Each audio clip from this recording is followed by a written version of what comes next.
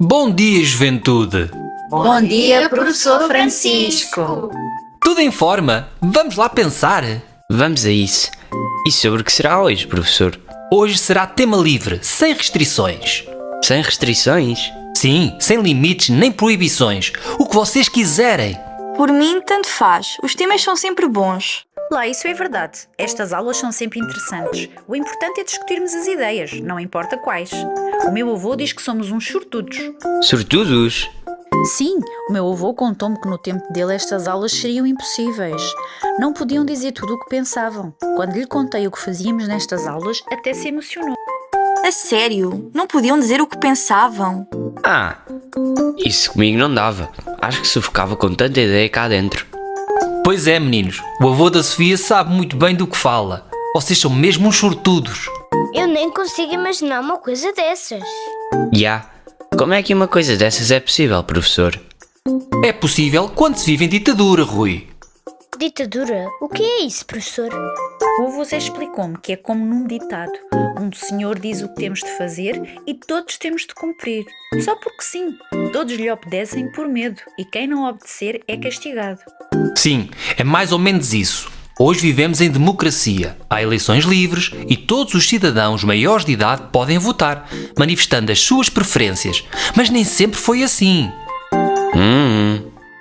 Sim, Rui. E quem ousasse opor-se ao regime, como disse o avô Zé, arriscava-se a ir para a prisão.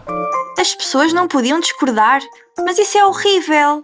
Pois é, Clara, muitos tinham de fugir e viver na clandestinidade. Clandestinidade? Sim, David, escondidos, para não serem apanhados pela PIDE. PIDE? Sim, o meu avô também falou disso. Até torturavam as pessoas. Eram os polícias especiais que vigiavam as pessoas e impediam que falassem entre si. Não havia espaço para discussões como fazemos aqui. Abriam as cartas das pessoas e ouviam as suas conversas para saberem o que diziam e o que pensavam. Xiii, que grande cena. Parece um filme. Pois, mas infelizmente era a realidade. Chamava-se censura. Censura? Sim, David, além da correspondência, todas as notícias eram lidas antes de serem apresentadas e as partes que não agradavam ao governo eram riscadas com um lápis azul. Os jornalistas que escrevessem ou dissessem algo que o governo não aprovasse, mesmo que fosse verdade, eram mandados para a prisão. Oh, mas assim as pessoas não sabiam o que realmente se passava. Não podiam saber a verdade. E era essa a intenção. Se as pessoas não sabem o que acontece realmente, são controladas mais facilmente. Só quando estamos informados e podemos discutir os problemas é que podemos resolvê-los. É por isso que o livre acesso à informação e a liberdade de expressão são tão importantes. Liberdade de expressão? Liberdade para dizermos o que pensamos e expressarmos o que sentimos, sem medo de o fazermos. Há países em que isso ainda acontece. Os jornalistas, por exemplo, não conseguem exercer livremente a sua profissão. Se tentam fazê-lo, são presos. Muitos têm de fugir do seu país. Sim, o avô falou disso e dos livros que não podia ler também. Livros, filmes, tudo o que levasse as pessoas a pensar pela sua cabeça. Os artistas, sobretudo os cantores, tinham de dar grandes voltas à cabeça para conseguirem escrever as suas canções. As canções de Abril, como diz o avô Zé.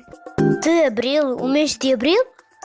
Sim, David, porque foi no dia 25 de Abril, estávamos em 1974, que os militares, ajudados pelas pessoas, cansadas de tantas proibições, vieram para a rua e puseram fim a tudo isso. Claro, o dia da liberdade. Agora já entendi por que razão é tão importante para os meus pais. Os meus pais compram cravos nesse dia. Porque esse dia também ficou conhecido por todo o mundo por ser a Revolução dos Cravos. Cravos? Sim, David, porque as pessoas distribuíam cravos aos militares, que os colocaram nos canos das espingardas. Sim, é por isso que é feriado. para que nunca nos esqueçamos como era e para que nunca deixemos que se repita, para lembrar às gerações mais jovens que já nasceram em democracia que deverão preservar os direitos conquistados pelos mais velhos como se de um tesouro se tratasse, para que não deixem que ninguém, por razão nenhuma, os impeça de expressar livremente tudo o que sentem e pensam. Tudo, mesmo que as pessoas se sintam ofendidas.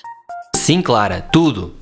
Sabes que há pessoas que se ofendem com muito pouco, além de que o que é considerado ofensa por uns não é necessariamente uma ofensa para outros. Podemos então concluir que a liberdade de expressão não tem limites. O nosso lógico nunca dorme em serviço. Mas olha, Rui, não é bem assim. E... Convém ser responsável e saber aquilo que dizemos. Não devemos levantar falsos testemunhos nem difamar as pessoas. Difamar? Sim, David, dizer mentiras acerca das pessoas, acusá-las de coisas que não são nem fizeram. Pois, aí teremos problemas com a justiça. Muito bem, Sofia. Ora, aí está outro direito fundamental, o direito à justiça. E se dissermos mentiras assim no geral? Em princípio, nada te impede de fazê-lo, a não ser que essa mentira cause dano. Dano. Sim, dano, prejuízos, estragos, acidentes. Imaginem que vão na marcha comemorativa do 25 de Abril, rodeados de milhares de pessoas e começam a gritar: "Cuidado, vem um carro desgovernado a alta velocidade!" Ao ouvi-los, as pessoas entram em pânico e começam a correr atropelando-se umas às outras. Algumas acabam por se magoar muito a sério. Aí sim, temos um verdadeiro problema. Logo, A liberdade de expressão, afinal, tem limites. muito bem, senhor lógico, o dano é o limite. Não há dúvida, Sofia. O teu avô tem toda a razão. Temos mesmo muita sorte em ter estas aulas. Não sempre que pensar.